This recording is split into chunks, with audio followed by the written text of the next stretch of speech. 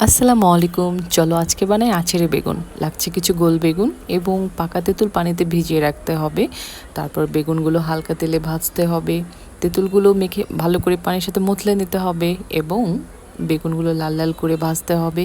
ভাজা হয়ে গেলে দেন আমি একটা একটা করে বেগুন তুলে নিচ্ছি। বেগুন নেওয়ার পরে দেন কিছু পেঁয়াজ বেরেস্তা করে নিতে হবে। বেরেস্তা হয়ে গেলে বেরেস্তাটা উঠিয়ে রেখে সেখানে তেল, কিছু মশলা, জিরা বাটা, লবণ, হলুদ, মরিচের গুঁড়ো দিয়ে নাড়াচাড়া নাড়াচাড়া করতে হবে। দেন মশলাটা কষানো হয়ে গেলে সেখানে আমরা দিব ভাজা বেগুনগুলো, আর দেওয়ার পরে দেন আমরা আবার নাড়াচাড়া নাড়াচাড়া করব যাতে পুড়ে না যায়। এবং আমরা এখানে দেবো কিছু পাঁচফোড়নের গুঁড়া, যেহেতু আচারে বেগুন, পাঁচফোড়নের গুঁড়া দিলে ফ্লেভারটা আচারের মতো লাগবে এবং সুন্দর হবে। তারপর বেগুনগুলো নাড়াচাড়া হয়ে গেলে আমরা তেঁতুলের পানিতে দিব 2 চামচ গুড়, 1 টেবিল চামচ কর্নফ্লাওয়ার। এগুলোকে ভালো করে মেখে দেন আমরা বেগুনের মধ্যে দিয়ে দিব।